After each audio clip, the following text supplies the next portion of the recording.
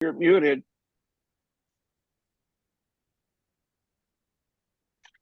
Okay, hello, Fred. You're muted. I am. No, No, I Fred. Was. just was saying I used to be a sacristan at the San Fernando Mission.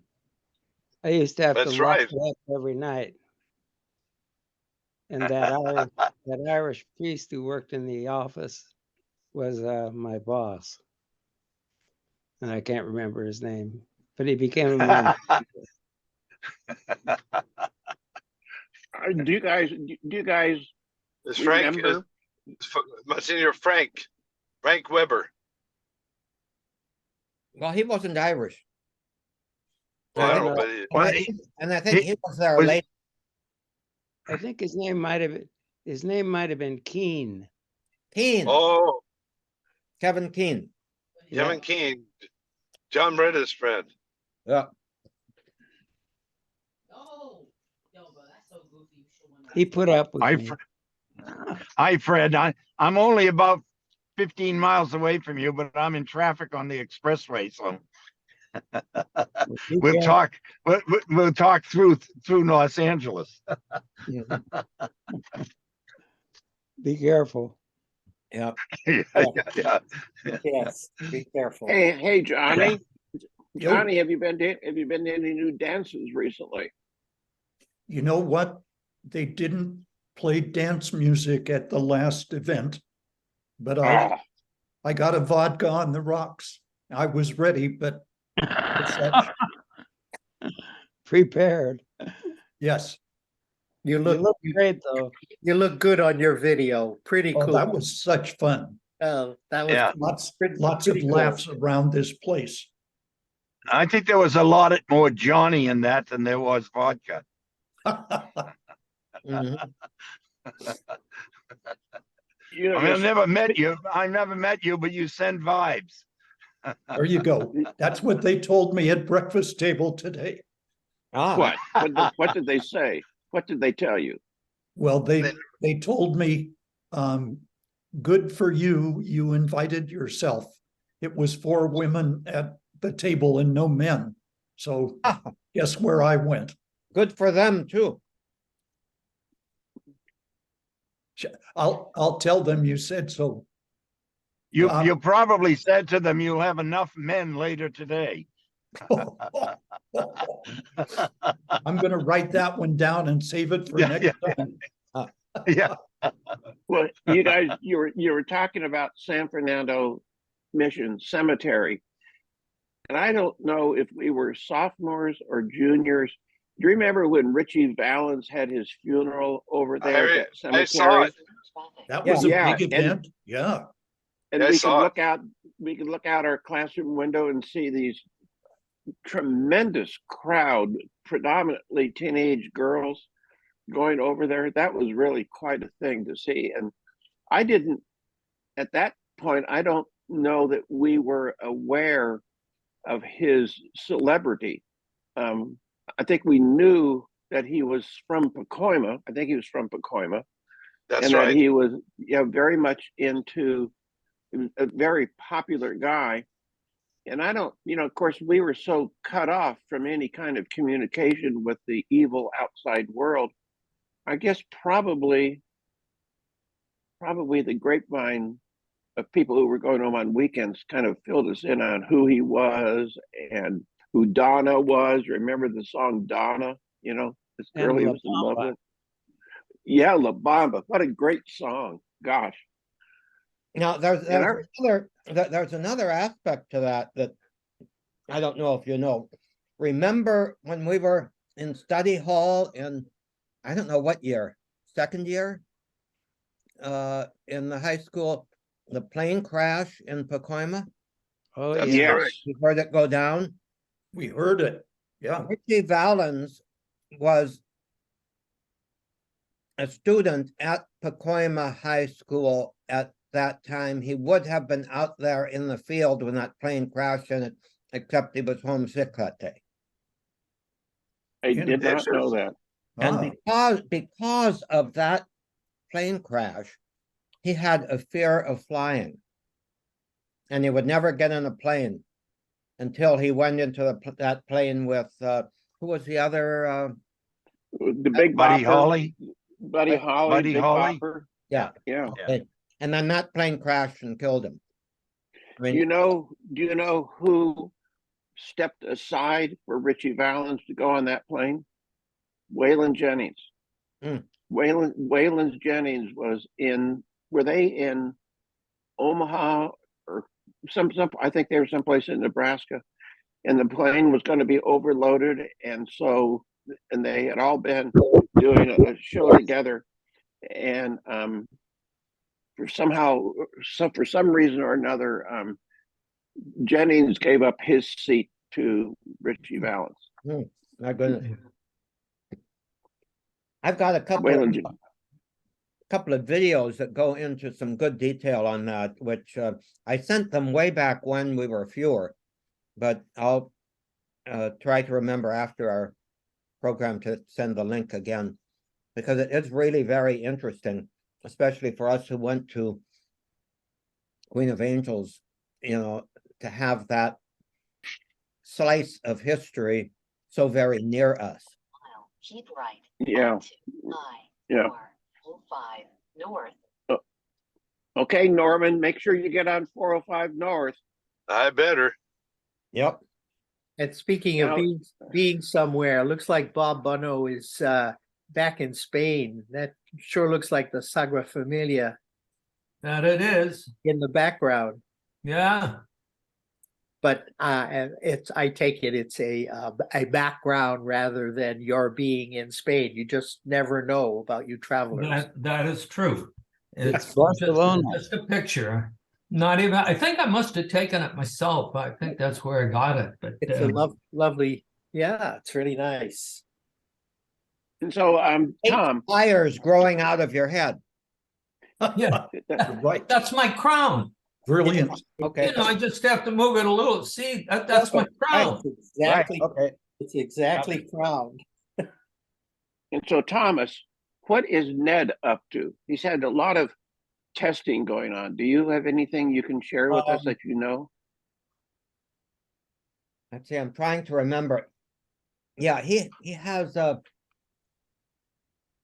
I think that's okay to share this. The appointment he had last week, he was he has a couple of what do they call them? Aneurysms that need to be tested and may need to have some intervention. So he's had them apparently, he'll tell more, but he's had them apparently for a fairly long time. And as we get older, our artery walls get weaker and harder. And it seems that they're saying that it's time for some intervention, which probably means putting in a stent. Oh, okay. Rather than I mean, putting in stents is invasive enough, but rather than having to have your chest cut open. Well, Well, some prayers for him, for sure. Did you already talk about Bernie Brakel and his funeral today? No. Do any of us know Bernie Brakel? I do. don't. I know. him. Right. Yeah. Who Was is he he? in your class, Fred, or a year ahead of you? I think he was a year behind me. He wasn't in your class? No, Okay, then he was a year ahead. but not a classmate of yours. 05 I don't think north. so. I think Tom Cotton might have been a classmate. Mhm. Anyway, that's going to be a video today at our time and hopefully recorded so we can watch it later at another time. So Johnny, who is he? Bernie Brakel was at least 4 or 5 years in the seminary. And I think he was a close friend of Dick Sokol. Remember, I was close to Sokol, and that was because of Master of Ceremonies and those things.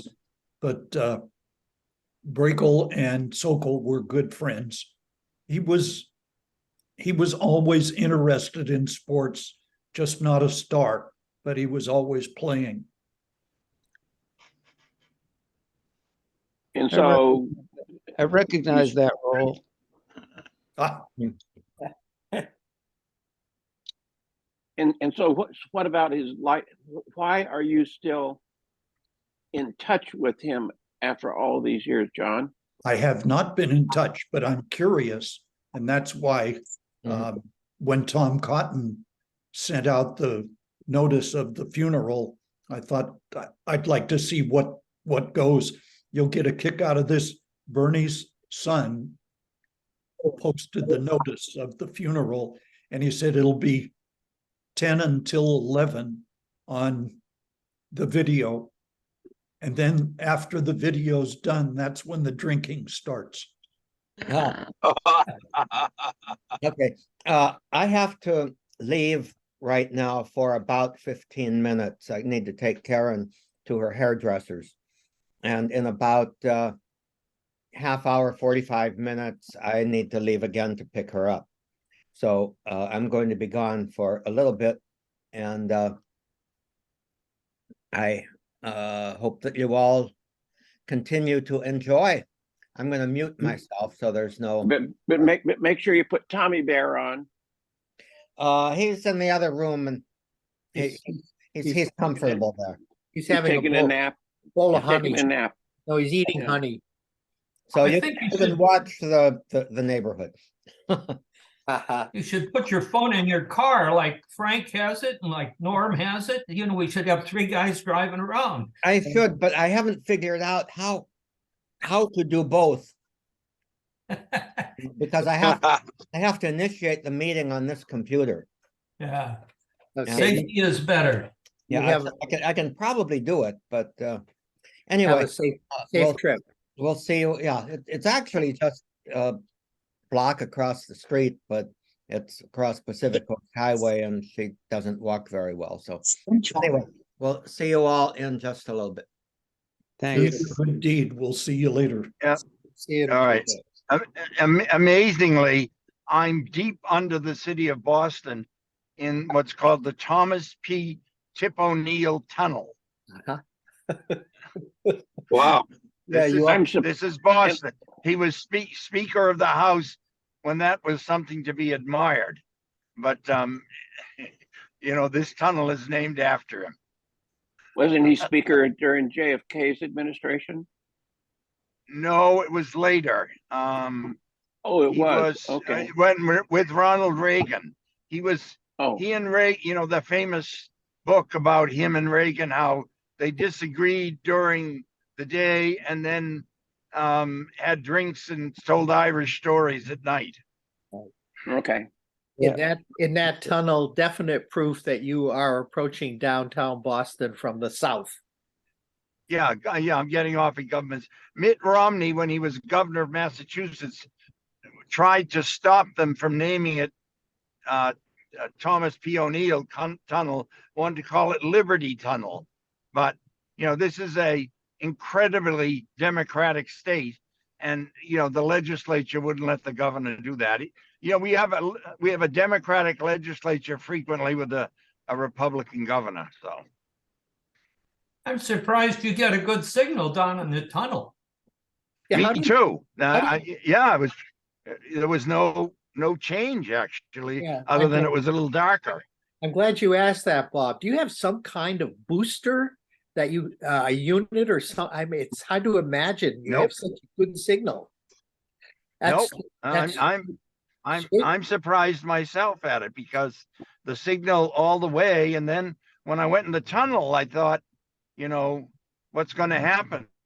Right. And nothing happened except it got a little darker. That's right. No sign Yeah. of a change of signal at all. Which, Tip O'Neill had all sorts of powers. yeah, I don't Even think that now, was, eh? I don't think that was one. It probably had more to, what Well, model? Well, you have to be a Boston believer, Bob. Yeah, well, I had my, yeah, You'll forgive him from being from North Cambridge. I spent a summer in Boston. Yeah, once. it's true. Yeah. North model- Cambridge. You're right, Fred. Yeah. What model phone do you have? Frank? I have an iPhone 10, 12, something like that. And so it's a Model 10, iPhone 10, or is it an I iPhone think it's a 12? 10. I think it's a 12, but I'm not sure. Okay. It's about a year and a half old. Yeah, I'm getting close to being in the market. I still have a Model 6. A 6, Yeah. 6S, it still works, and I believe in hanging Yeah. on to things until they become obsolete. Yep. And, Yeah. and so Fred, this is your last Friday because classes start. Correct. Um, Correct. I must say how much I enjoyed your talking about Lonergan and how you became attached to him the other week. In fact, my wife, and so do you remember that Tom submitted our whole thing to this AI software and then sent to us kind of the summary of the meeting? I thought that was amazing, absolutely amazing. And so I was thinking, back when I was in school, if you'd had that, you could be taping the professor's lecture, take it home. AI would have transcribed all of the important things for when you take, when you kind of go through your notes and organize your notes after a lecture. And I thought, my goodness, this has the potential to transform anything. Like Frank went to this 2-hour presentation on China. He could have submitted it to AI, and AI in a couple of seconds could have given him a summary of it.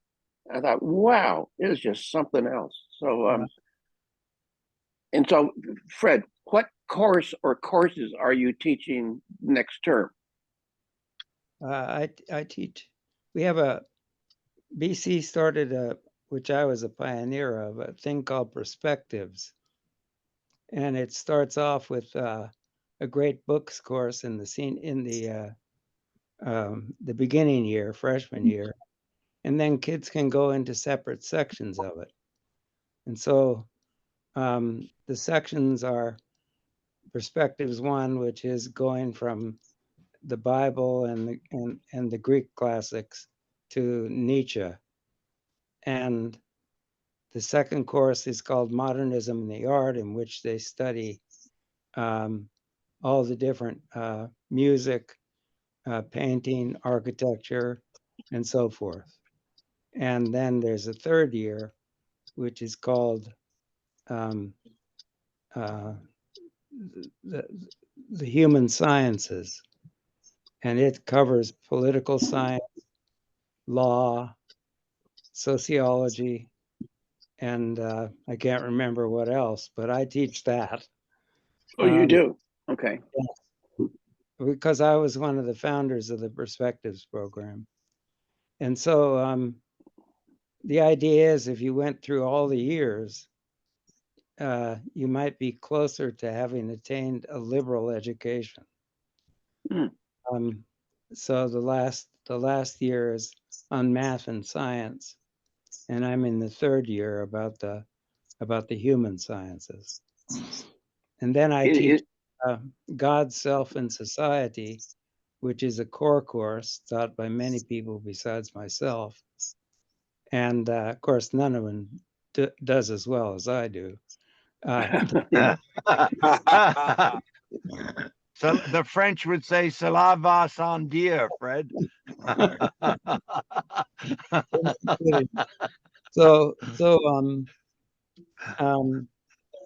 And then I teach a course called God, Self, and Society, which is a core course taught by many of us. And we all have our different versions of that. I bet. And so this Perspectives program, it's not a core requirement like the God Society. Actually, it's a double credit course because it's 2 semesters. Okay. And, I love it, Tim. I'm sitting here having those thoughts, and you asked the question. Thank you.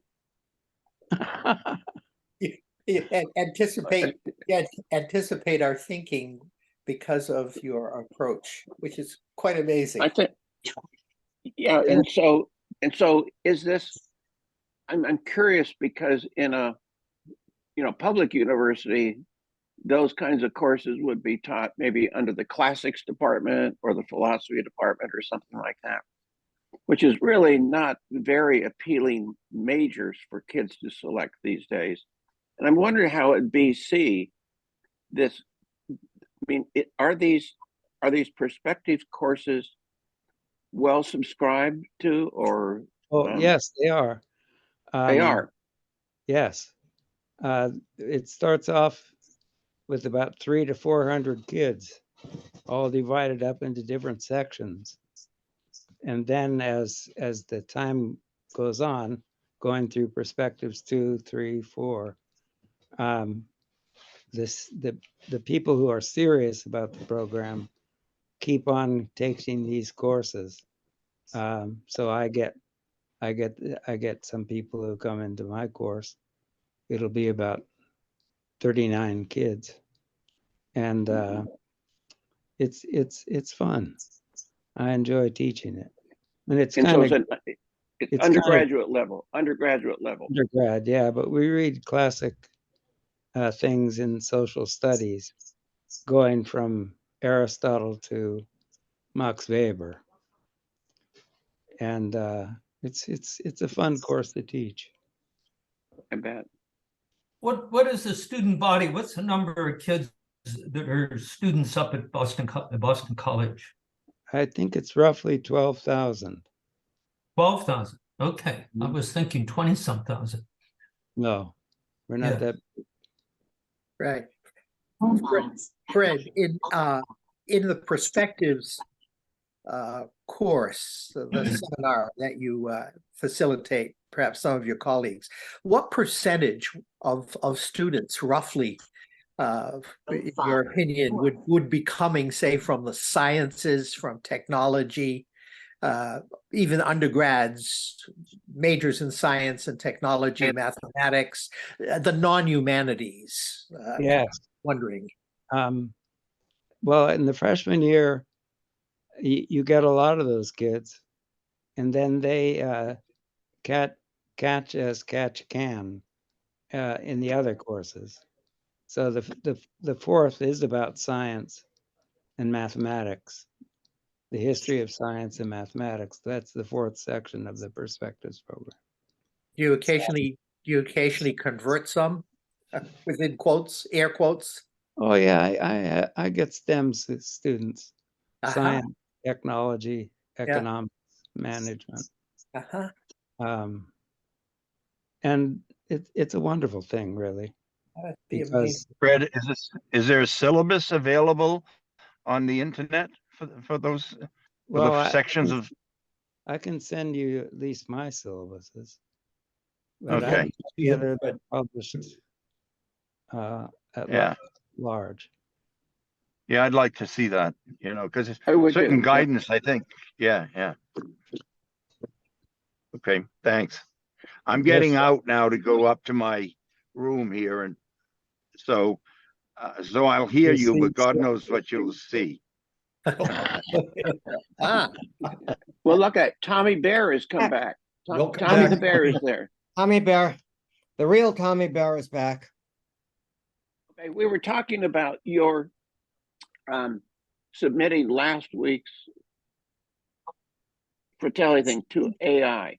So, and then it gave a written description or summary. Hey, Gary, tell me, Wilbert, how did you do that? What process did you follow to take our 2 hours of BSing with each other and submit it to this software? Not to put How do too you- fine point on it. Well, first Yeah. of all, there's a lot of a surprising number of sites that will do something like that.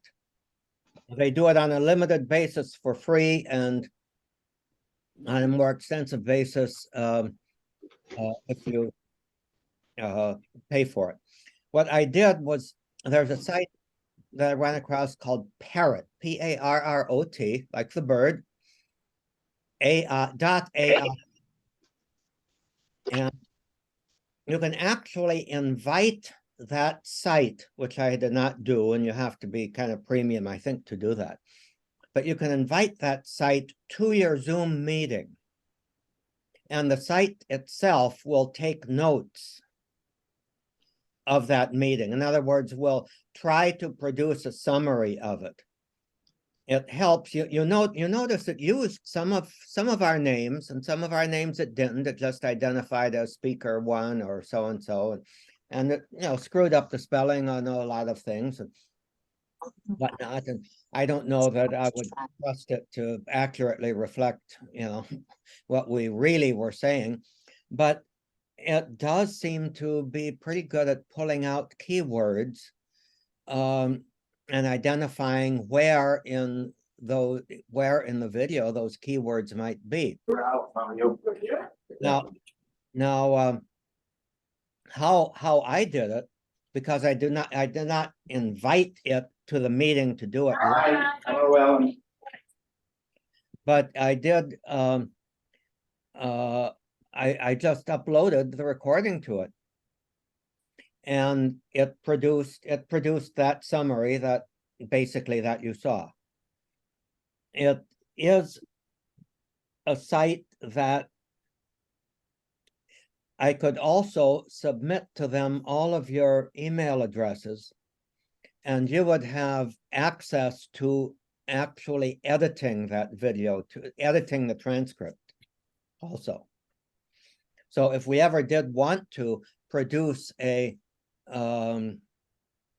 fairly accurate transcript of our ramblings and musings here, it would certainly facilitate doing that and probably save an awful lot of time for somebody who might be wanting to describe the history of our group in their doctoral dissertation somewhere down the line. Those poor people. Those poor people. About how long, Tom, did it take Parrot to do this work? I think it's somewhere around an hour. That didn't include the time it took to download and whatever, or did it? Yeah, basically I uploaded it, and it has a little progress bar, So I'm sure that it's sharing computer power with probably dozens, if not hundreds, of other similar, well, no, there's no similar meetings to this, but other meetings that are being processed at the same time. So computers are good at multitasking. Sure. I would personally be reluctant to have you give them my email address. I get enough crap, unsolicited stuff, and who knows about the security of a site like that. So just that's just my personal opinion. Well, It's a real consideration, though. yeah, and Yes. I'm not too sure if I will be able to do that for this one, because it allows the free version allows only a certain amount of time per month, and Okay. I think I may have maxed out, but I'm not too sure. Since you're speaking about recording, I have a question about how long these recordings, these sessions of the Fratelli are archived, and or are they archived on YouTube? How long are they there? And They are archived, and they probably will be until Google declares bankruptcy. Right. And I don't know about the rest of you, but I do have some, I personally have some questions about how secure they are. I don't think anything out there is truly, quote, secure.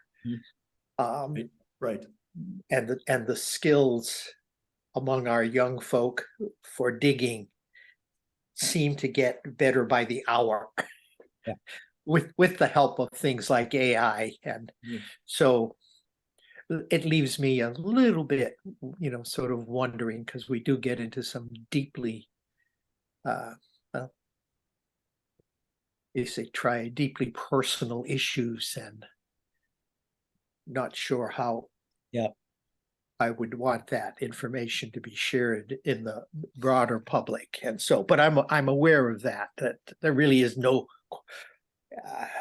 security anymore anywhere.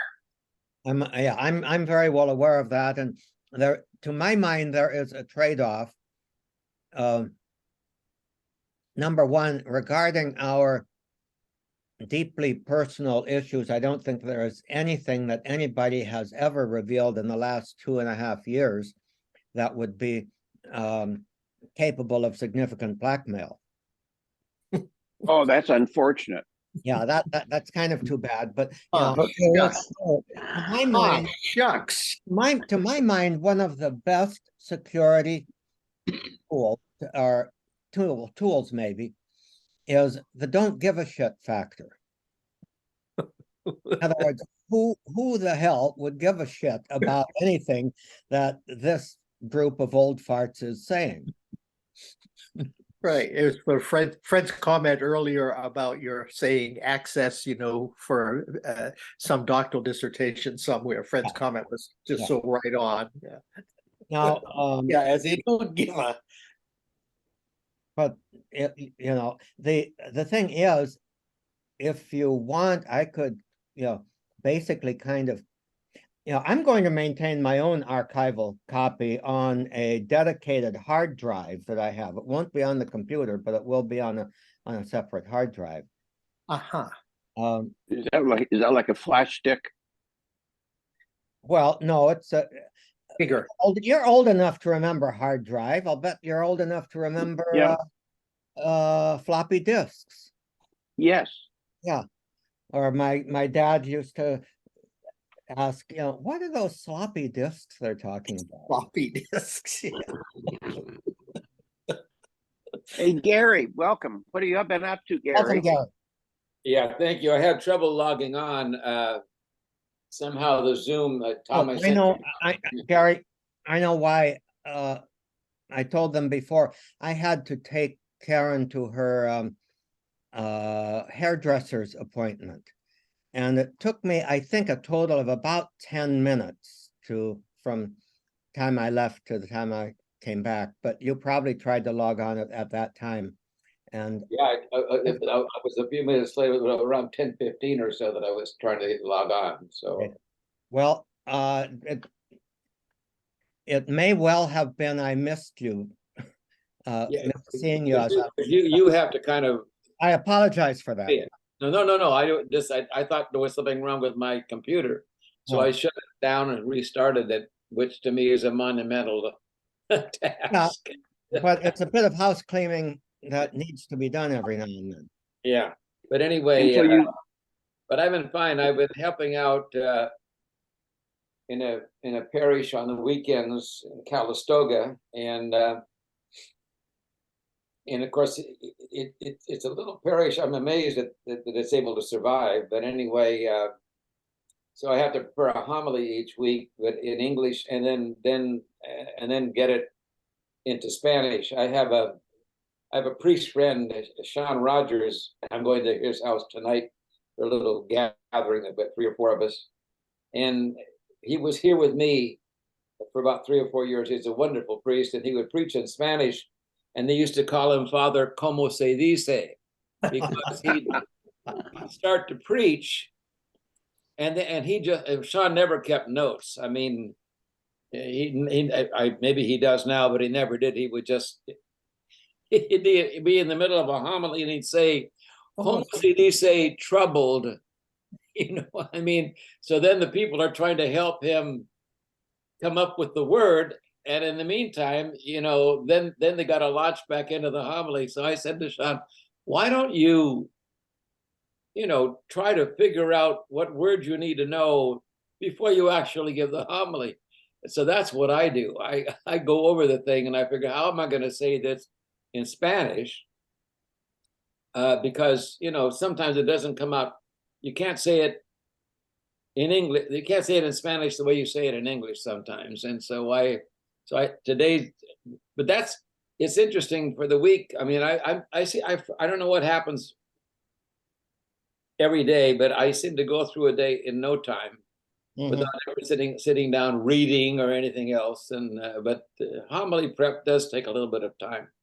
So, but other than that, I've been fine. I passed I had to take a driver's test, renew my driver's license, and they have you in California take a knowledge test at this stage. Oh, and you passed?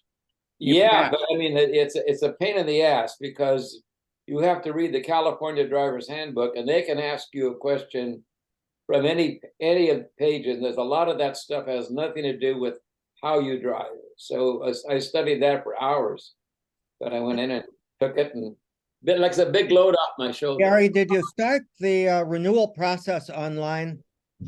I did, and I didn't do it right apparently, because when I walked in, I made an appointment, and there was a gal there. She said, "Start here." A typical young stereotype, a young woman who never cracked a smile. She said, "What's your confirmation number?" I said, "It's right here." She says, "That's for the appointment. What's the confirmation number for the I started it online."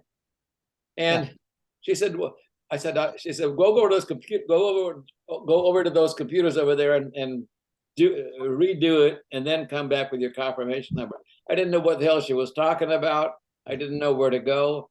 And all of a sudden, out of nowhere came an angel, and she took care of me and got me through it. And after that, it was just, God bless angels. Well, I managed just a couple of weeks ago. In fact, I just got my driver's license a few days ago, but I managed to go through most of the process correctly online. It's not easy to do. They try to make it simple, but there's always some spot where, okay, am I supposed to press this thing or that thing? What I did find is that now in California, you have 3 options. If you still have to go to the make the appointment to go to the office. But if you're starting the application online, you've got 3 options for the test. One is to take it in the office. The other is to take it online at your own computer. But the third one is to do about a 20-minute interactive driving course.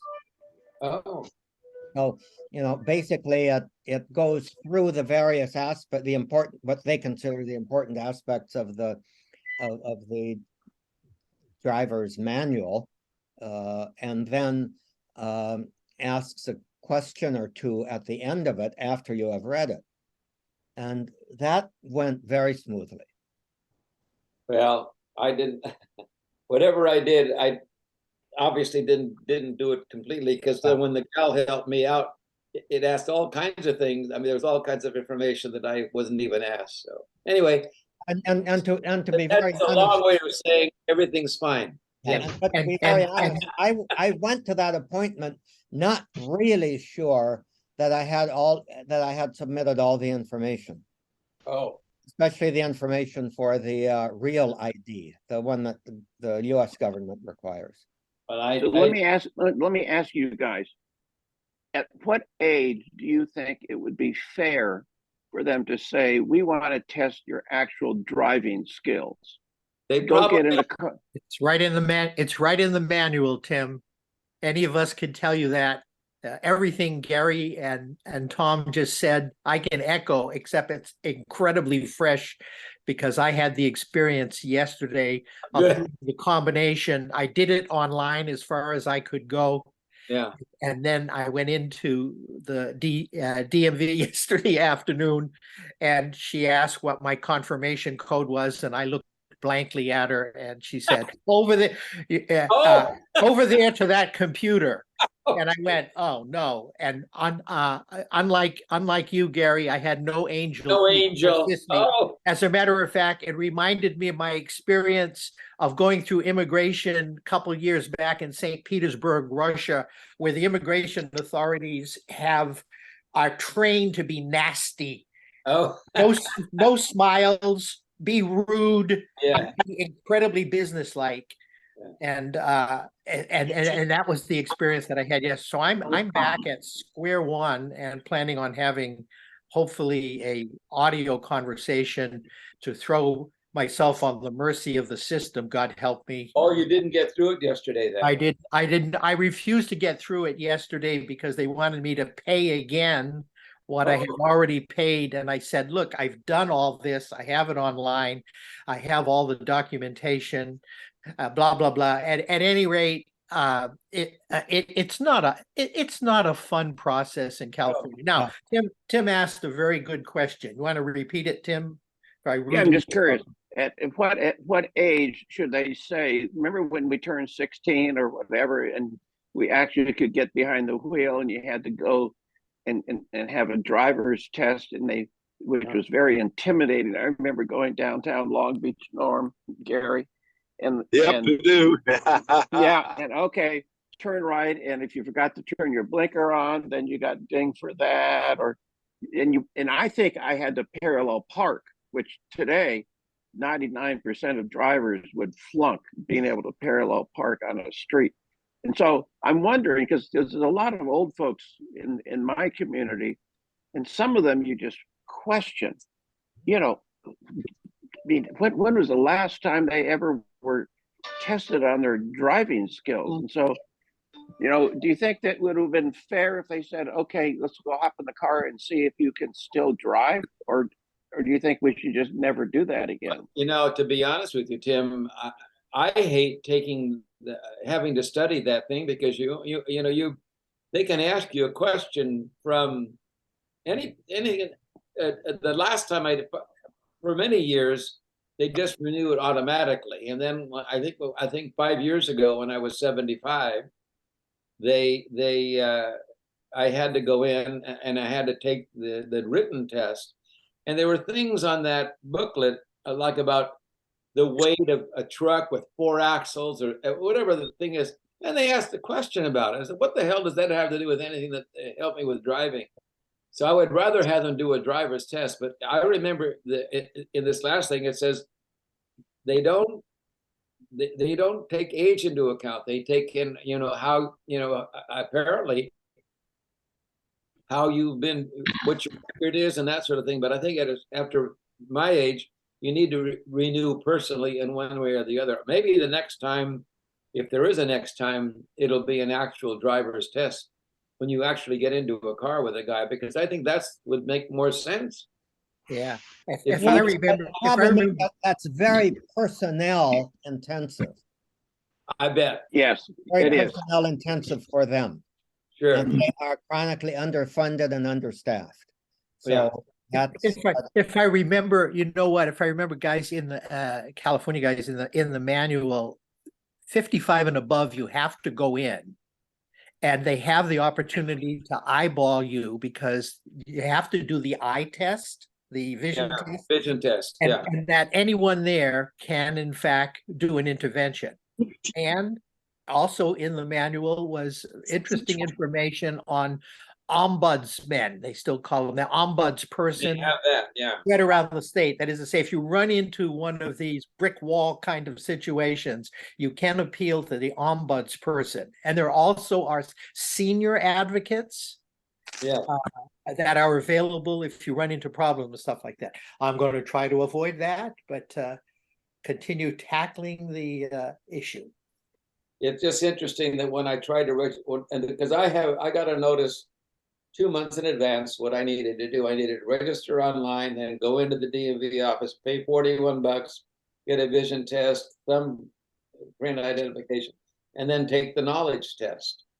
But when I registered online, somehow I didn't fill out all the information that I realized later on they asked for. So Tom says, well, Gary and Bob, Yeah, Their Look heart. at, yeah. look I- at, Their look heart at, out. look at, and does that have, that has the, that has, the That's you got can- legal ID. ID also. you can fly symbol on it. Yeah. I have one, Tom, I got my real ID 5 years ago. So I'm just renewing that. So. Yeah, as long as you haven't moved. See, I moved. So I also had to bring in a proof of some kind of proof of residence. Oh, I didn't have to do that. Yeah. Bottom line, none of us getting any younger here. That's the deal. You want to drive as long as you can. Speaking about not getting any younger, 1,000-year-old cardinal made some pronouncement. His name is Burke. Burke. It was picked up in the NCR this past week. Did anyone see that?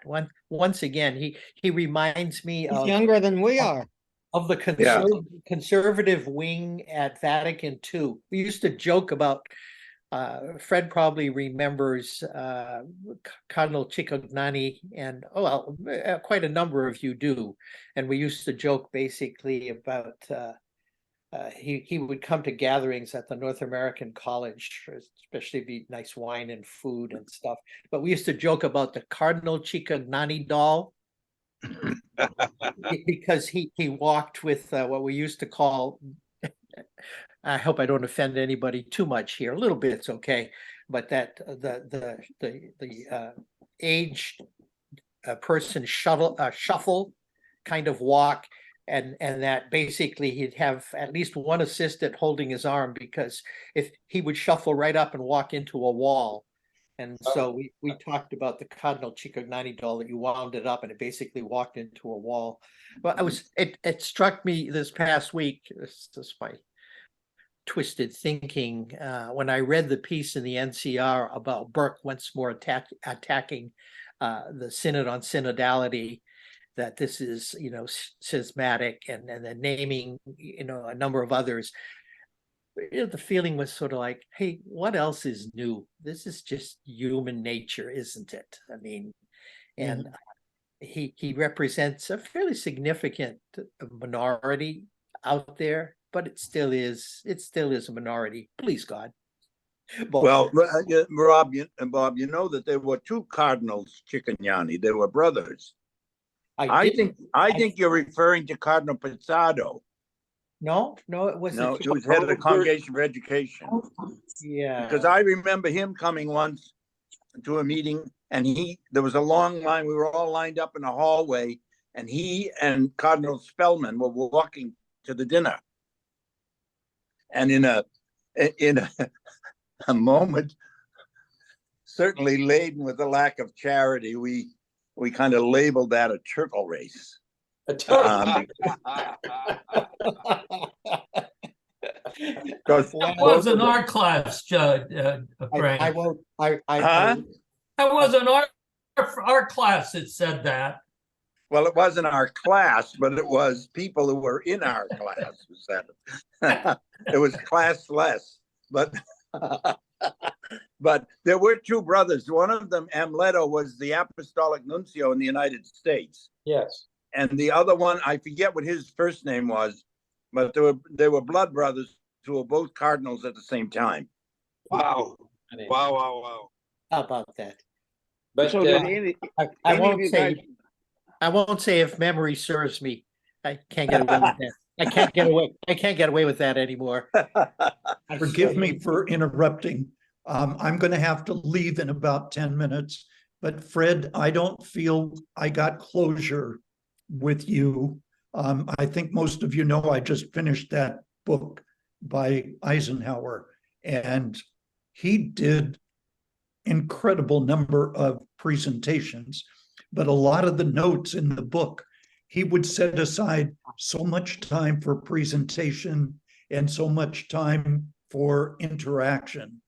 And in some cases, he didn't want interaction, so he filled the whole time. I'm curious, as you prepare for your classes, can you give us a feel for how much is presentation and how and where interaction comes with the students? Well, I tend to talk, And I'm very open to any time a person has a question, and I encourage the questions. So it's more conversational, at least. That's the way I try to do it. Well, And speaking about, do people ask a lot of questions or no? Oh yeah, they do. Because I have the reputation of being unintelligible. Frank, What a you need, humble, Frank, you humble need to description adjust of your yourself. camera. What's the largest number Yeah, of I'm transferred. There you go. the largest number of students you might have in the aula, Fred? Oh, we have a limit of scroll down. 39 students in each class. Roughly 50, round number. Yeah. No, 39. 39. That's all the chairs there are in a classroom. That's well, good. that helps. That keeps class size manageable. Let me Yeah. ask you, did anybody waste their time watching the debate the other night? Oh, yes. I did. Sure. Oh, did you? Did you?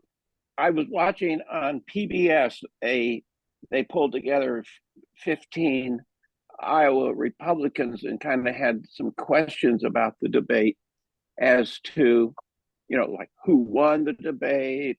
Did it change your opinion? And so, Gary, what was your take on it? Well, I have never watched Fox News. I rarely, I don't watch it. I don't watch MSNBC either. I get my news really only from PBS and the newspaper, but I was surprised at how political Fox News is. I forgot, I told some friends of mine, of course, they disagreed with me last night, they should rename it the RNN, the Republican News Network, because it was very political. The background, it looked like a show, and it seemed very chaotic to me. I mean, the rules were kind of weird. They didn't enforce them much, but at a certain point, they only gave people about 30 seconds to respond to anything. And there were actually some people who it struck me as sort of sensible, like that Nikki Haley. She seemed to be more aware that, yeah, Republicans had a part to play in the increasing, the debt and that sort of thing. And she mentioned Donald Trump was the most hated politician in the United States. I mean, she wasn't afraid to say that sort of stuff, but it was interesting. I thought the young man, what's his name, Vivek, whatever his name is Ramaswamy. Yeah, whatever his name is, he has no experience at all. I mean, I don't think, but I agree with you. didn't seem to have any experience, but I don't know. Haley called her out. Yes. Yeah, Christie did. I mean, So I thought the more interesting thing was when they, one of the moderators, and I only watched excerpts of it, said, if Donald Trump has been convicted of a crime, would you vote for him for president? And six of those 8 people raised their hand and said, yeah, they still would. I mean, that just stunned. I wasn't surprised. I wasn't surprised, but it was a sad commentary, I thought, Well, what has happened is Donald Trump has created a situation in which no matter what, it's a legal process that he says is a political process.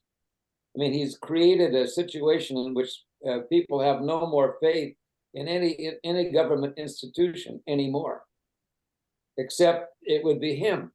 That's the only person they would have faith in, because otherwise it's all a political corruption. The Justice Department, the law courts, the judges, anybody against him, it's corrupt. And so I don't have much hope in our country ever being able to be united again in any way, shape, or form. It was interesting too that they all claimed that they won the debate. Every single one of them said I won that debate. Oh, they did. It's their modesty. They're coached in that way. Somebody from PBS stepped up and said Fox was a total failure as facilitator. Yeah, They just did not manage it well at all. no. No, it was chaotic. It seemed to me anyway. But it's, Well, I have a friend, Just he's kind of one? Hold on. this one guy, yeah, he's our Cursil leader, and I mean, he has claimed that he thought Trump was one of the greatest presidents America's ever had, you know, and so that, okay. Yeah. I said, oh, even better than Lincoln. He said, well, maybe tied with Lincoln. But he has said that and he lives down in South Carolina, and he said that all of his Republican friends, none of them want Trump to be president. good. So I said, okay, Brian is there. I said, okay, so you don't want Trump to be president, and let's say that he's the nominee, okay? And he said, well, is my choice going to be, and it's this damn party, this corrupt Biden again, you know? And so it's easy to attach labels. And he said, I probably would have to vote for Trump over Biden. And I just stopped the conversation. I said, we can't talk about this. I mean, there's did I send you guys an essay that Dietrich Bonhoeffer had written? You can't reason with stupidity. Yeah. Yeah. So, I'm sorry, I've got to go. It's been a delight, and I'll look forward to the tape of second half. God bless. What do you got to dance? You got to dance to get to, Johnny? Krista, come say hello. My daughter Krista is taking me to the lawyer's office for a meeting. So here's my darling Krista. Hello, Hi, darling Hey, Krista. We won't be dancing, I don't think. Well, that's too bad. Someday soon. All right. Nice Love to you all. visit. Take care. Keep on dancing, Johnny. Yeah. Thanks. Well, I think that there's just a radical division that, and as sure as you are of what you believe in, they are just as sure of what they believe in. And there's no, I mean, there's no way. I don't see any way to any middle ground anymore. Short of what? Well, I don't know. I think it's just a question of whoever wins. That's other people have to put up with it. Left turn. Have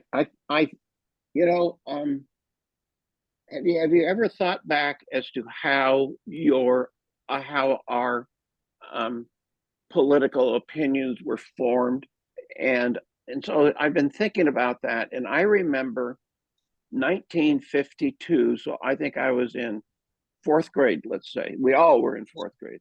Fred was not, and it was Stevenson versus Eisenhower, and I remember this kid. Hey, babes, this kid who just moved into Long Beach. Showed up with a "I like Ike" button that he had, and that was Eisenhower's kind of slogan, "I like Ike." And I had no idea what he was talking about, and so I went home, and he said, I'm going to vote for Ike for president. So I went home and talked to my folks and said, what is this about? And my mom said, oh, no, you can never vote for a Republican. No, we're New Deal Democrats. Franklin Roosevelt saved us when we were living in the Dakotas, and so I said, oh, then I'm a Democrat. It's like the priest at Loyola telling me I was going to be a political science major. Oh, okay. And so that idea of which I was going to support, and that over my lifetime, I guess I just selectively have looked for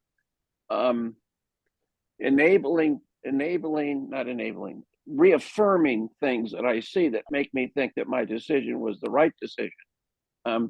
But it really came down to, in grade school, it was, well, I'm a Democrat, and I'm a Democrat because of, this kind of thing. And yet when I talk to people today, people not my age, but in their 60s, who are strong Trump supporters, they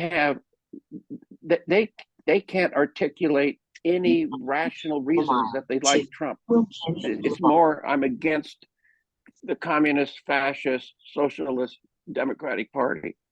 And I find that intriguing that the level of knowledge about what one party has meant historically is razor thin. They just don't know. They just don't know. So that's my commentary. I think I know my family were all Republicans, and and John F. Kennedy was running. I mean, I didn't really have much. I wasn't aware about anything. And when John F. Kennedy was running for president, a friend of mine, we grew up together. He became a movie producer, and he came from a family of Democrats. We went down to see the acceptance speech of John F. Kennedy, and Adlai Stevenson spoke, by the way, at that convention. And then every time Kennedy came to Southern California for a campaign stop, we went to them. We went to all of them. And then I couldn't vote. I was, 18 or whatever it was, 1960, I was 18. My dad voted for John F. Kennedy because he was Catholic. Okay. Though he's Republican, he voted for John F. Kennedy because he was Catholic. So, but when I registered, it was my, affection for John F. Kennedy. That was the reason why I registered as a Democrat. And ever since then, I've kind of generally agreed with not everything, with a good part of how they approach things, So, but if it was a good Republican candidate, I'd be very happy to vote for. I just can't. And there were people there on that stage. If they were running, I would give them a consideration. If that Nikki Haley ran, or Chris Christie ran, or that Asa Hutchinson, or that Tim Scott. I don't know about Scott.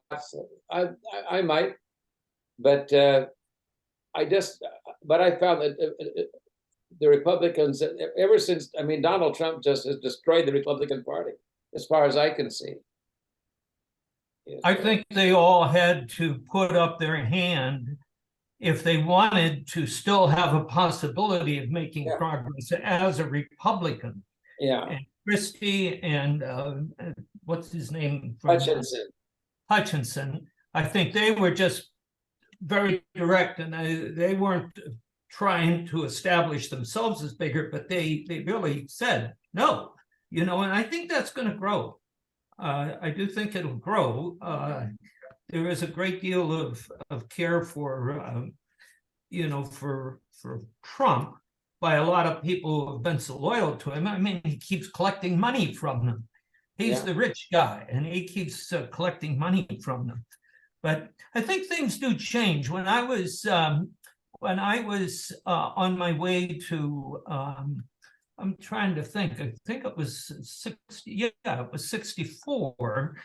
I was on my way to Rome, and I was a great Barry Goldwater fan. And I was part of younger people, trying to support Barry Goldwater, and he got clobbered. He got clobbered by Kennedy. By Johnson. It was Johnson. LBJ. Johnson came up after Kennedy. Yeah.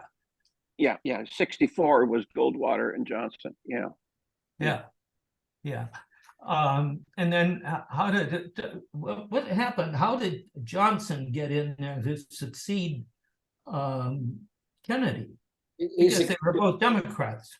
He was the vice president. He and Kennedy were went into the Democratic convention as the two front runners, and eventually Kennedy Kennedy won the nomination, but then he selected Johnson as his vice president. To get the Southern vote. Actually, it was a deliberate effort to get the Southern Yeah. Democrats Yeah. block behind him, you know. Yeah. I was at that convention. Were you? Were you? Well, one of my. That do you that was remember- Chicago. That was in Chicago, Frank, No, wasn't it? no, No, it was the Los Angeles. The Democratic convention was in LA. Yes, Oh, it- okay. Okay. I'm thinking And, of the 68 convention in Chicago with the police riot when Oh, Humphrey was, yeah. I Okay. wasn't All right. there, I'm sure, yeah. But, do you guys remember Jim Hanifin? Yes, yes. Jim Hanifin had these jumpsuits for CVS. And so we could go up in the rafters of the Oh, place we were having the nominating convention. oh, wow. Or the So president. we were there when So you were there. things happened. Oh, Tom can let Frank Daly in now. Yeah, I'm in. Can you hear me? Oh, I can hear you, can't see you. Okay, I don't know what I do to get that. You Take can't- care of it. Sorry I kept you waiting, but I wasn't too long. Yeah, well, now I can't get my picture back up. And how do I do that? I just get the two white circles or whatever. The magic of the iPhone. Yeah, here I am. Working Here I it. am singing its praises for getting through a tunnel, and then I can't even do my. Here I am. Frank, can't you use your computer? No, I couldn't get in with my computer. I don't know what's going on. Can you see me now? No. Huh. No, I can hear you now. Yeah, I mean, We did see you when you were in your car. I Yeah. know, and I don't know what's going on here. Why don't you So- hang up and try again? Would you like to access your photos? No, I don't want to access I don't want to change settings. I'm sorry. This is incredible. Here, let me just see. You Oh. need a teenager. You need a teenager there to help you. I need a 10-year-old actually. To go back to the presidents, I think Jimmy Carter was one of our best presidents ever along the base. He really kept us out of a lot of trouble. I just think, and what he accepted that he lost, and then he continued to serve his whole life. Yes. To the people of this nation. Yeah. I have great respect for him. He's still alive, and his wife is Yes. he just Yes. turned 98 or something like that. Yeah, and I agree with you. People say that he's the best president we ever had after he left office. After Yes. yeah. I think he was a pretty good president in office. But after he left, couldn't agree with you more, Bob. He has been an amazing role model of what it's like to age with dignity and grace and intelligence and loving care. And their relationship, he and his wife is something else, though apparently she has been struck with Alzheimer's in the last 4 or 5 years. Is she still alive? Didn't Yeah, they're Oh, both alive. They both They're are. both alive, and alive? and Yeah, he's been. I mean, he also models. I love it in that he models what hospice care can be about. He's now in his third year of hospice, and people go, "What?" Because I'm obviously I beat the drum for. I hope I'm able to practice what I preach, but most people wait much too long, and I'm one of the believers. One of the great books out there, written by one of the founders of the American hospice movement, is called "Hospice: The Best Care Possible."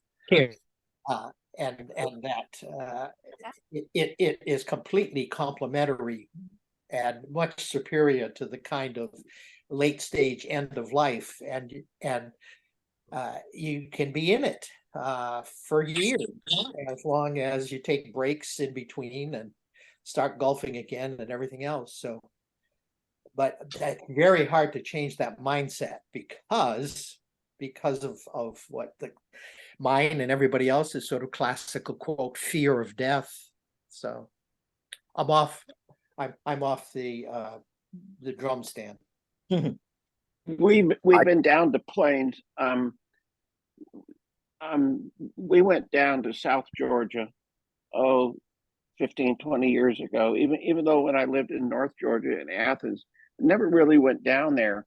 And Plains is an unusually little place, and it's all surrounded by cotton and peanut farms. And his house that he has lived in since he left the presidency is a ranch style brick house, very, very modest, very modest. And so when we went there, I'm going to say 30 years ago. And so they got the Secret Service cars are out in front, but every Sunday for years and years, he would go to the local Baptist church and do Sunday school and continue to do that. But just kind of from historical point of view, and Plains, where he lived, is very near an infamous Confederate POW camp called Andersonville. And Andersonville was a camp that probably more than 50% of the Union prisoners that were taken died, typically of, diphtheria, typhus, and things like that. But they have the most fabulous museum at Andersonville. And you can go in, and this was kind of a surprise to me. You can go into the museum and they have an index of every federal or Union prisoner that was held there. And it showed when they were sent to Andersonville, and if they died, and they have this huge kind of, I don't think they had individual, in fact, they don't have individual graves. They just they opened up big pits to put the bodies in. But it's really a very sad place to go, Andersonville, very sad. And the commandant, if that was the term, I believe he was executed after the war for what they said was his abuse and mistreatment of the prisoners, because he couldn't feed them. He didn't have a budget. And so what they would do is they would go out into the local areas and forage food for the prisoners. And so the diet was very poor.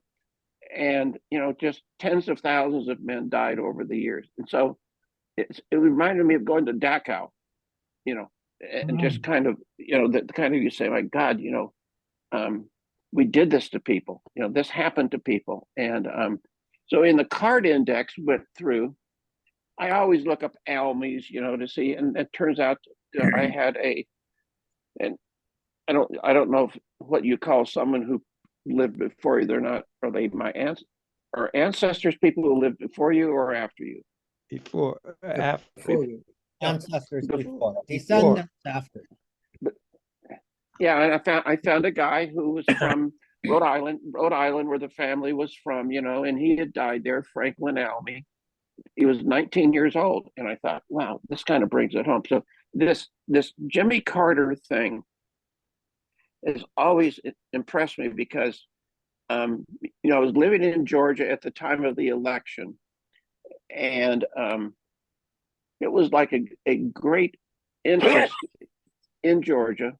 And he had been governor, and he had been quite a popular governor, but he really was conservative in many ways. I mean, today, he probably would have been happier in the Republican Party than he was in the Democratic Party. But he was taking on Gerald Ford, and Gerald Ford had this, he had to carry this mantle of following after Richard Nixon, and he was criticized for pardoning Nixon. inflation was running high, and Ford didn't have a chance. But he came to Athens quite frequently. Carter did when he was president, and because he was good fishing buddies with our local state representative, and they would go up into the mountains of North Georgia trout fishing. But I read a book. There was a guy, his name is Bob Gates, not Bill Gates, but Bob Gates. And during the first Bush administration, I think Bob Gates had either been national security advisor or head of the CIA, but very, very influential. Oh, yes. Positions in the intelligence and defense departments. And so he wrote a book where he talked about Carter. And most people, other than the guys on this screen, would say Carter was a miserable failure. And Bob, say you said, he's a better expert. But what Bob Gates said, because Gates was in the CIA during that administration, but he said the most powerful contribution that Jimmy Carter made was it was the first time that there was an emphasis on human rights in American foreign policy. That's right. And he contrasted that with the Nixon approach of reaching out to China, but you can't criticize China, reaching out to the Soviets, but you can't criticize them, reaching out to the South Africans, but we can't criticize them.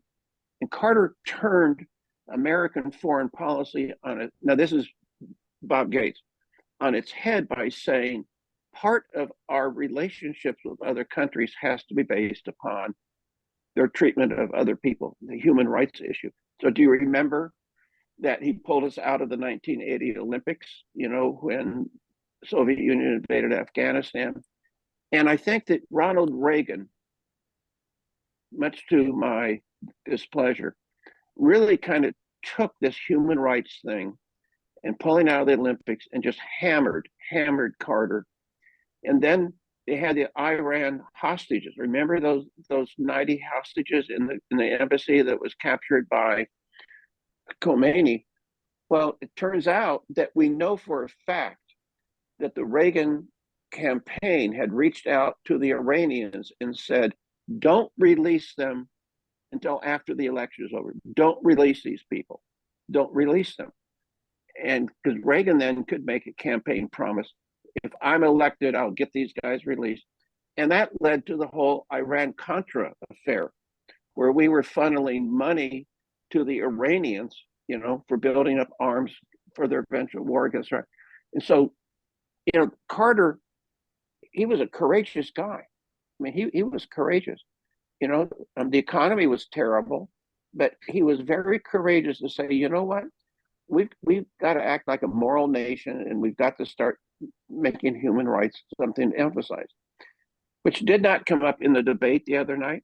The only foreign policy thing was Ukraine, and almost all of those guys would say, nope, we got to cut off all support for Ukraine. So we just gone down a rabbit hole. I think just very depressing to me.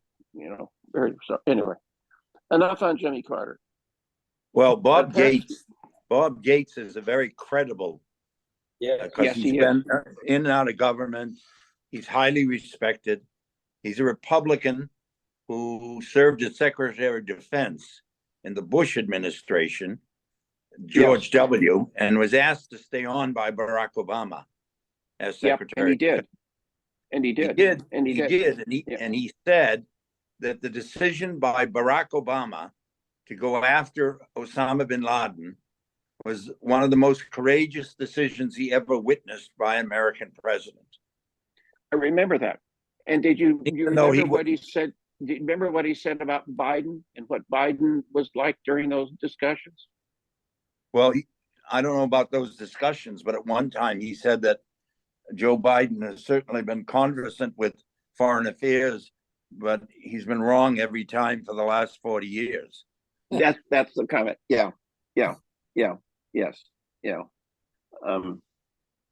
So I could not, for whatever reason, get back to you in full color. So I hope that you'll all remember me. As other than two white blurbs. We Your do. iPhone Frank, isn't that your name? iPhone Frank? It, That's, you know, it's a, no- I have something to share if we're at a little bit of a transition point. You all heard about, are aware of the shooting in Orange County at the Cook's Corner biker bar. What? Yes. What is it now? Saw that in- Well, it it was was in the Wednesday. morning paper. Can you all hear me? Am I? Yeah, Yeah. I can hear you. It was Wednesday night. That was the night before last. And yesterday morning, Karen got a Tom, where did this happen?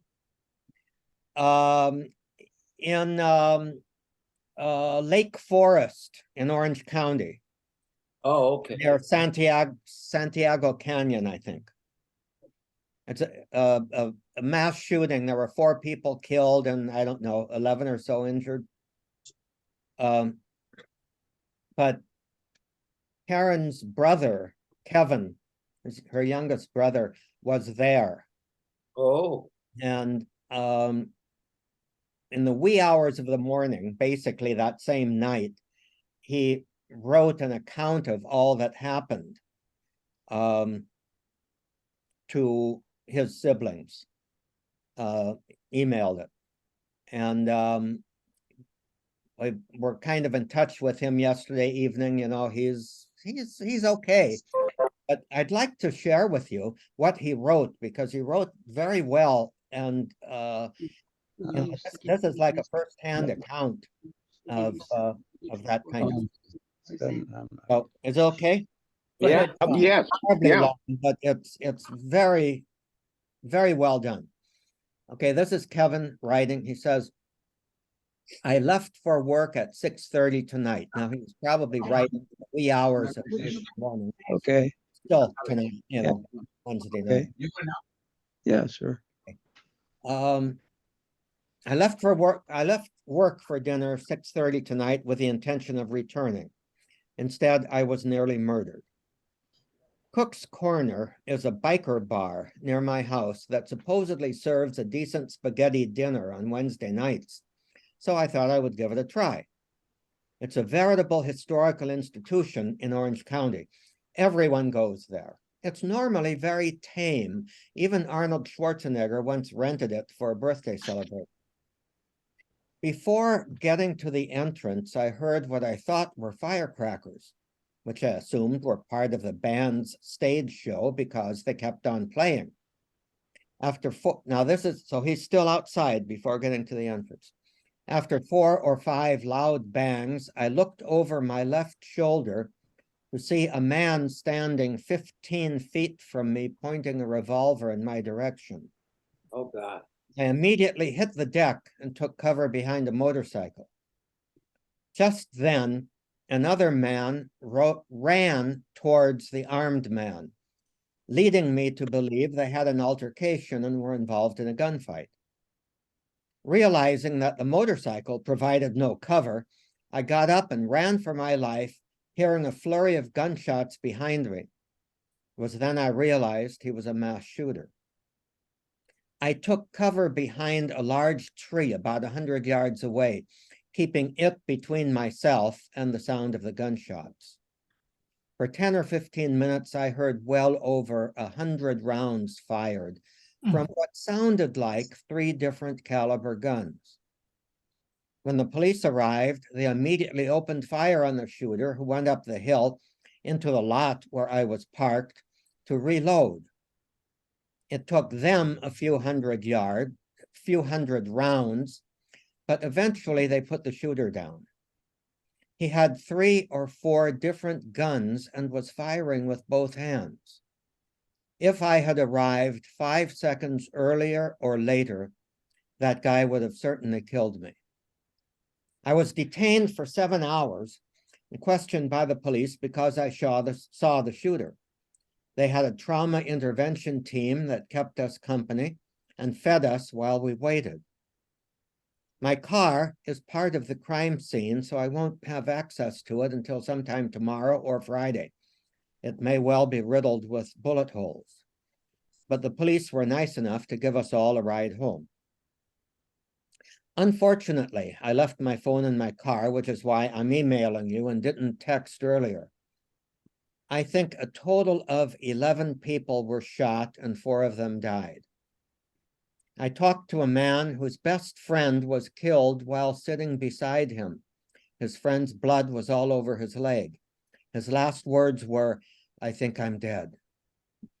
I also talked to a woman who knew the shooter. She and his soon-to-be ex-wife, she and his soon-to-be ex-wife were having dinner when he came in and shot her in the face, the ex-wife. He was a cop from Ventura County. I could tell he was well-trained by the way he was shooting. Tomorrow will probably be a fiasco with the cops and the insurance companies. If I need a car, I'm going to buy a vet. All things considered, I'm not too shaken. Signed, Kevin. Wow. Then comes a second message.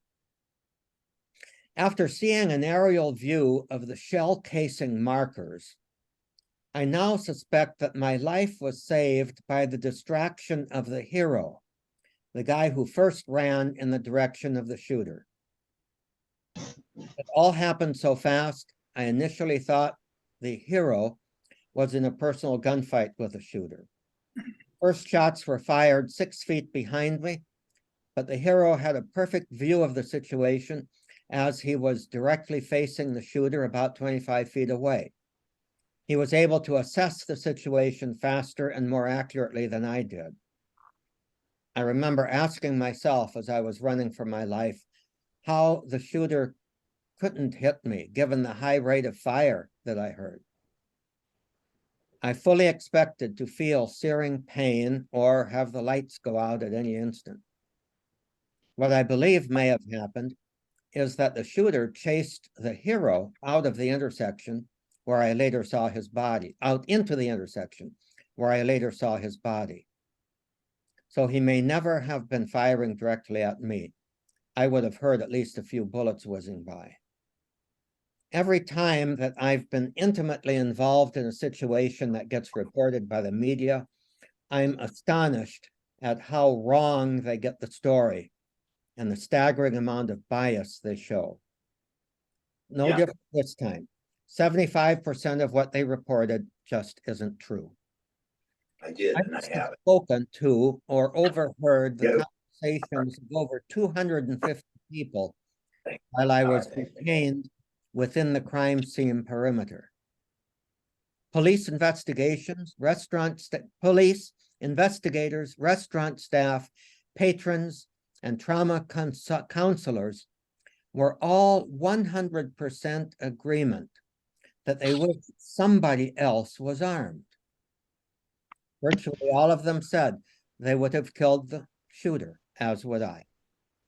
In virtually every mass shooting situation, the only thing that stops a bad guy with a gun is a good guy with a gun, unless they shoot themselves first or run out of ammo or walk away. We're all being pushed too hard by the hardships and demands created by our society, and people are snapping at an alarming rate. This time, it just happened to be me on the line of fire.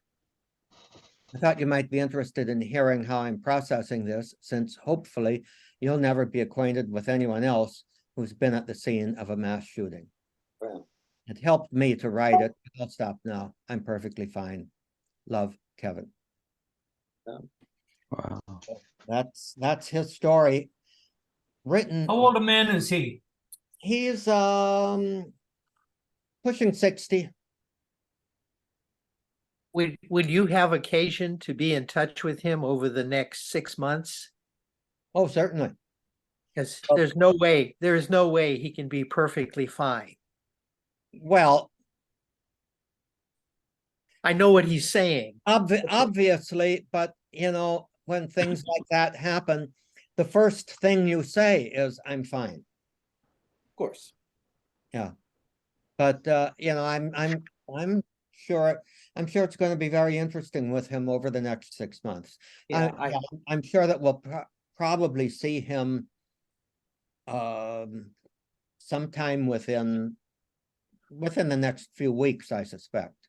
right. You might even suggest that, finding, someone will probably have recommended, hopefully, his consulting a PTSD therapist, because he's going to need, for him to be He's going to need fine. that. Now, he's also one of these people who has been his own worst enemy throughout his life by feeling that he can handle everything himself.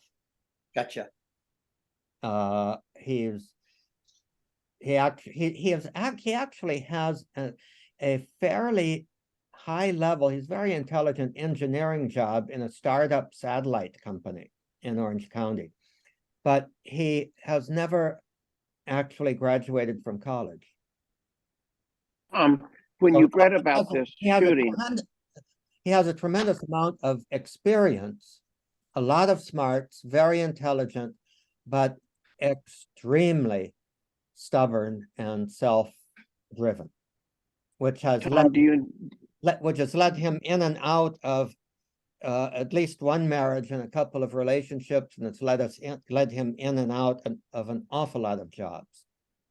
what happened to the shooter? Oh, he was taken down by the police, shot by the Now, police. and so the thing that is always amazing about these mass shootings is that the time duration is usually very short. Do you have any idea do you have any idea, like from beginning to end, was it like 5 minutes worth of shooting, or based upon what He said it took about 15 minutes for the police to get there. Okay. But Okay. then again, that's probably his own perception, which is going to be screwed up by the trauma of the events.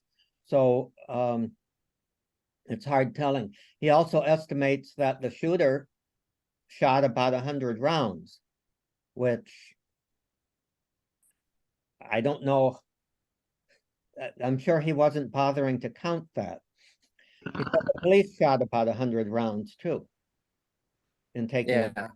Did he say, Tom, in the letter, that everybody was armed in that bar?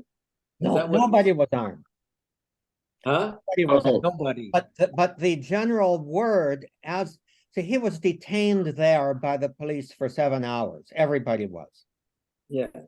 And they had trauma counselors there. They had investigators.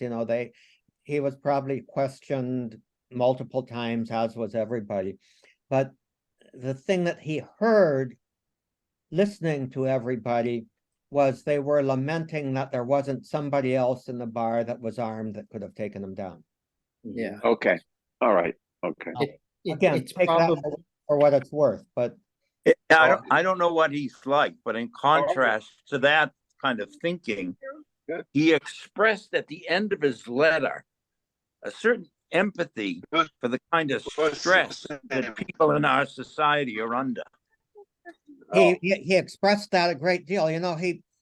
He basically said the line that nothing stops a bad guy with a gun like a good guy with a gun, but then, which is certainly parroting a certain Yeah. But then a sentence right after that is, we are all being pushed too hard by the hardships and demands created by our society, and people are snapping at an alarming rate, which really take that's a very interesting thought in the midst of someone who says, too bad there wasn't a good guy to take him down with a gun. Yeah. I don't think he is in any way an NRA or a Trump type. Yeah.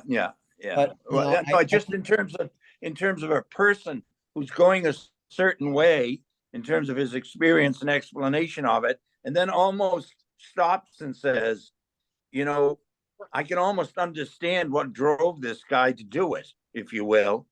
Yeah. Because of who is not going to understand the kind of stress our society's under if someone articulates it? Yeah. And he was an ex-cop having, Yeah. being probably a very, very macho type A personality, with his life essentially out of control. Right. And I guess he knew that his soon-to-be ex-wife, they were in the middle apparently of a very messy breakup. Of course, yeah. Was having dinner there at this, the El Cheapo spaghetti night, $8 for all you can eat. At this rather, famous place. So I would suspect, as with many of them, the shooter undoubtedly was committing suicide. Right. This phenomenon, Tom, of suicide by police is a for real. It's for real, yeah. A lot of these mass shootings, when they do the psychological post-mortem on the shooter. Uh-huh. So let me ask you, do Pretty any of you guys, clearly. any of you guys have a license to carry? No. No, No? No one? Okay. No. And I wouldn't either, but at least it's good that you need a license to carry, supposedly. Except in Florida. Yeah. Or, In California, yeah, it's fairly. but you also need a license to drive. so And he not in shot, Florida. I realized with horror, when I so proudly took out my driver's license to show it to you, Uh-huh. dotingly, okay. I left it here when I drove down to pick up Karen.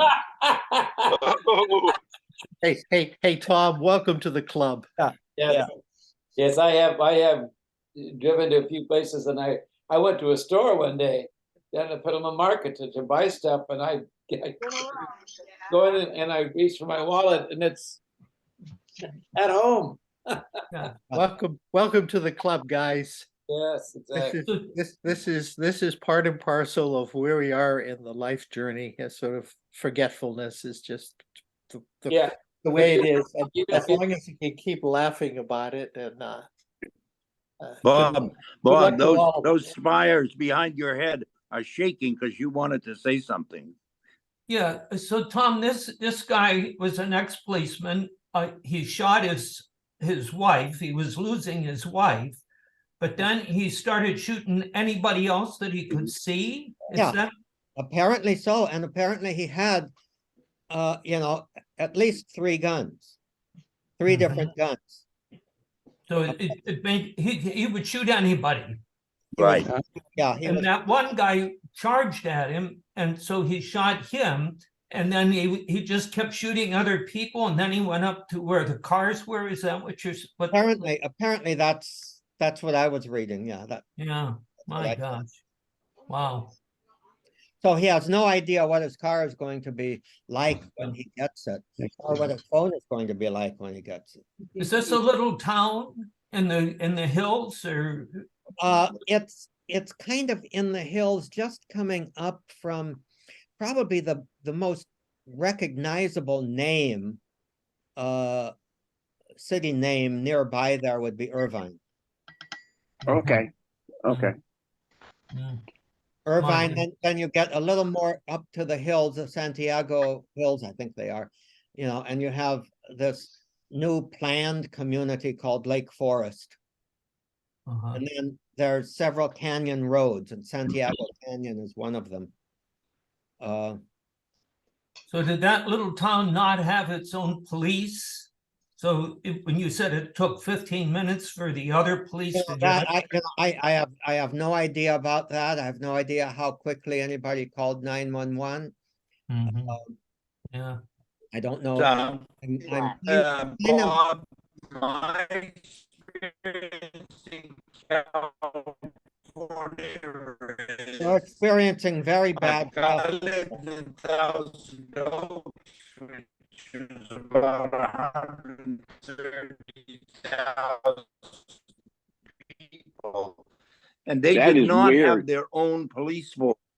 The police services from the local sheriff, from the Ventura Yeah, I suspect that that this place, I could, I'll easily look it up. In fact, I'll pinpoint it on the map. I'll pinpoint the scene on the map and send it to you. Next left, and I then suspect it would have been the right sheriff's turn, service. end of the road. You know, California's kind of tight about gun restrictions, isn't it? Isn't California on our laws, I mean, kind of more progressive in terms of restriction of having guns? I mean, this whole business of, keeping guns out of, making it difficult for people to have guns. I think that's true, but my question is, and I think some of the, gun rights advocates ask this question reasonably. In those states that have restrictive laws, how well are they enforced? Road, and then right turn at the end of the road. You remember, I forget now. I was paying attention to Norm's GPS, but It's okay, it'll come back. yeah. But anyway, I think it's a real question. Well, yeah. We, for a time we had that "use a gun, go to jail" slogan all over the place. I don't know that that's we don't do that much anymore. But the enforcement, I just wonder how consistently our gun laws are, the existing laws are enforced. It's these kinds of things that you're sharing, Tom. I mean, you're vulnerable no matter where you go. So let's imagine that you said, I want a spaghetti dinner, and you're in this restaurant. You don't have any idea what propels some idiot, who is armed to the teeth to say, oh, I'm coming in because my ex-wife is sitting there, or my soon-to-be ex-wife. I mean, you're vulnerable. You're vulnerable if you go to Walmart. You're vulnerable if you go to a spaghetti restaurant. Yeah. I mean, it's just almost a crapshoot these days as to whether or not you might be part of what what Karen's brother went through. Yeah. Well, I don't get out an awful lot, and I haven't celebrated Mass in churches very much for a while. But last Sunday, or 2 Sundays ago, I guess, I was at Good Shepherd for their 100th anniversary, 100th Jubilee. And the place was packed, and the Archbishop was there. My predecessor as pastor was there, so naturally I had to be there. I was a sandwich guy. Along with a fair number of other priests, but the place was absolutely packed, and it was admission by ticket only. But I was just looking around. There were probably plainclothes law enforcement officers there, but still, and there was a bit of a police presence, but still, I just thought how absolutely vulnerable we are in a packed church to that sort of thing happening. Your ordinary Sunday Mass might be packed, and somebody could just come in doing the same stuff. There's some pictures of it. I don't know. We have parishes in our diocese. I'm not sure that it's common, but in the parish that where I was, the pastor until 2016, there's a policeman there in the back of the church. It's a relatively small village, maybe 10,000, small little city. And I think one of the guys is very committed to the parish. He's not Catholic. So I don't know if that's common, but we do have that. And that's probably helpful. Carries his gun. It's not common around here, other than we used to have a policeman mainly for for traffic purposes around Right. larger churches, but Mhm. not for security. Although I must tell you, a couple of police used to come to the 7:30 mass at Our Lady of Sorrows because they were getting off duty, and I was frankly rather happy to see them in the back of the church, because the same kind of thought that occurred to Tom has occurred to me. On a completely different appreciation of going to church, I just want to share with you and get a little bit of feedback from my experience of going to the vigil mass last Saturday at the small parish where I help out in El Cerrito, expecting the mass to begin when one of the people from the community, who's really quite active, a woman, got up and began leading without any announcement or anything other than to say, "We have no priest tonight. I'm going to do a communion service," and then proceeded to read rather poorly the text of a communion service. I had all I could do, especially when she said, "We have no priest tonight," to say, "Well, wait a minute, that's not quite accurate." A number of people around me know my background and know my story.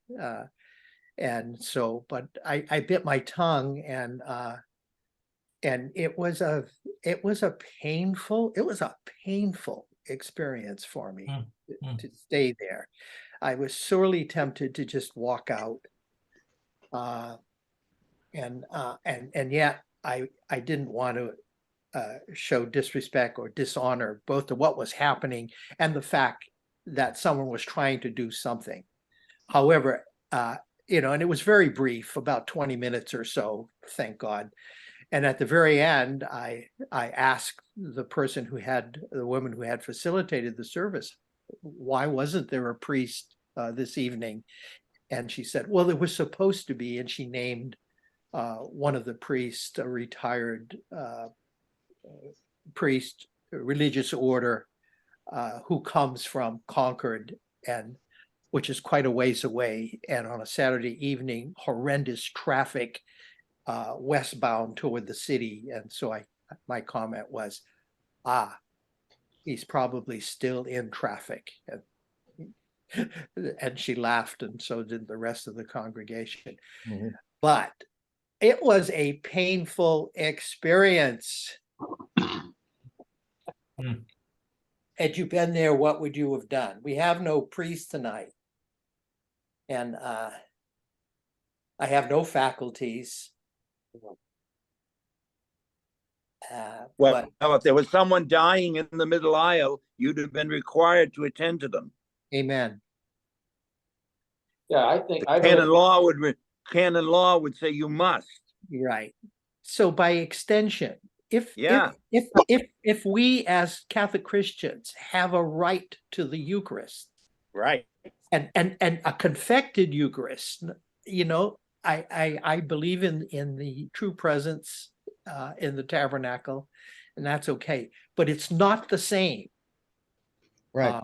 We could get into, well, what are the differences, which might be an interesting conversation sometime, between the celebration of the Eucharist and a communion service. My experience, I suspect, is not all that unusual. This is the first time I've experienced this for a Sunday liturgy. It's interesting because that's a really good question, because my liturgy professor, when I was in seminary for a year, 4 or 5 years ago, 6 years ago, used to say that if you celebrate Mass and don't consecrate the host that you're going to use in the Mass at the Mass, but go to the tabernacle and get all the hosts out, that's like having a communion service in the midst of Mass. Yeah, in some ways it really is. And one interesting thing is several of the documents, the earlier documents anyway, when they speak about the right of the members of the assembly to receive the Eucharist that's consecrated at that Mass, they quote a document by Pope Benedict the 14th, who I believe was also the Pope who squelched the Chinese rights controversy back in the 18th century. But he stated that for a priest to refuse to give communion from consecrated elements at that Mass was reprehensible. So he reprimanded priests who don't do that, but they still do it, of course. Right. Did It's probably more did common. anybody there? Did anybody there know that you're a priest, Bob? Yes, I typically sit in the same spot, sort of the third or fourth pew Mhm. up front. I'm one of those people who sits up front. I mostly have it to myself because people still love to congregate in the last half a dozen, even though it's a small church. Yeah. So two or three of them did, and because I'm pretty much of a regular there, and I'm a regular there because I do the elder care ministry for this parish, Mhm. which involves communion visitation. I do a more extensive visit both to homes and also to nursing homes, and so this is old-fashioned part of me that believes I should show the flag, you know, to be present as part of that community. Though during the week I go and get fed and nurtured at a Benedictine monastery on Wednesday evening at the time of the Vesper Eucharist, and then a variety of other kinds of things. Go ahead, Bob. Is that the Diocese of Oakland? That's Oakland, yeah. Yeah. It almost seems to me that somebody, I mean, the church, the Catholic Church, the total community is full of people like you that are in the, you know, that were priests who resigned, you know, but still have the spirit within them. It seems to me as we look into the future, that there should be a permission of when there's not a priest there for the congregation, somebody who is a priest and who is in good standing with the church, you know, to be able to do the Mass. Right. It seems to me otherwise we're going to have more and more of those that, you know, you're going to have Eucharistic ministers who are going to give communion. That's what you're going to have today. Of course, Bob, you're speaking to the choir because Bob Charpentier is a very active member of Corpus. Yeah. Yeah. So and they would also I was they thinking, would also excuse not me. use the language of resignation. Right. We didn't actually resign. Right. We technically took a leave of absence from performing our duties as a priest. Right. The acronym, Frank, for Corpus and Tom and the rest, are initially we lost that in the more modern representation of Corpus, but the acronym Corpus stood for Corps of Reserve Priests United for Service. And as I sat there that evening, I went, I wonder, the Spirit is sort of saying, stand up, identify as a Corpus priest, say what it is, and get up there to the altar. Yeah. And I felt that kind of being impelled literally by the Spirit. Frank illustrated it beautifully. If a canonist were here, I wonder what she or he might say to his comment, which is right on and accurate, that I'm very aware of. And we did a lot of work in Corpus exploring this with canonists, that if someone in 3 rows behind me had a stroke or a heart attack and was to all appearances dying, would I, because I know where the oils are, because I get those at the church to anoint folks who are in extremis, as in the nursing homes, etc., because there isn't time to get a priest if we could find one. But if one applied that to the right of a Catholic Christian to the Eucharist confected for the reason that person is there, what would a canonist say to that with regard to my obligation, in a sense, to offer the sacrifice at that. Well, Cardinal Burke is a canonist. Why not ask him? Well, what would the pastor of the parish have said if you did that, Bob? Oh, he would have been pretty much in shock. He's Vietnamese. Yeah.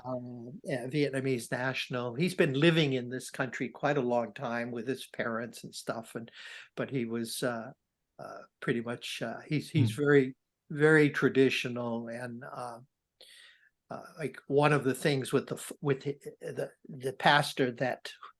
pastor who preceded him basically said, Bob, here's the key to the church. When you refill, and I have an extra large, I'm having a senior moment. Mhm. The communion receptacle, I mean the Eucharistic. The Ciborium. No, for visitation. Pyx. I have one that holds 8 or 10 pyxes. So he said, here, use this one. Keep it filled, keep it at home so you don't have to keep running back and forth to the church. Well, let me tell you, when I had an introduction to the new Vietnamese priest, and he let me know what he thought about that. He didn't say don't do it, and nor has he asked me. He better not, because running back and forth to the church is not fun and games when I'm busy with other things as well. So. Just tell them you have a sanctuary candle at home. And I do. I have a little shrine and a little altar. It has holy cards and pictures and cross and crucifix, and the Eucharist is there. And I even have a very loving, smiling Buddha there too. So. Oh, so you have a chapel basically. I have a little mini chapel. You got it, Frank. Yeah. Any other thoughts? Well, one thought that I have, way back when, I don't know if it was in the 90s, I think, when, they started to acknowledge the priest shortage, and they were preparing a ritual for priestless Sundays. And they essentially made the service for Sunday celebrations without a priest to be a communion service. I'm gonna put these I under the- felt very strongly at that time, still do, that was a mistake. It should be a scripture service that could be done by a non-ordained person, but it should have the character of a lament that we are forced to fast from the Eucharist. And I do think that there is some spiritual value to thinking about the concept of fasting from the Eucharist, whether a voluntary thing, which was common practice during Lent in earlier ages, or if it's a forced fast from the Eucharist, a deprivation from the Eucharist. What is our appropriate prayer? It's a prayer of lament. And it just seems to me that a ritual of lament at being deprived from the Eucharist could be one of the most powerful motivating things, rather than keeping leftovers to sort of satisfy a need for getting my sacramental Jesus, which is the way most people would look at it, but rather the more ecclesial thing would be a sense of lament that we as a Christian community are being deprived of what is the summit and source of our life and mission.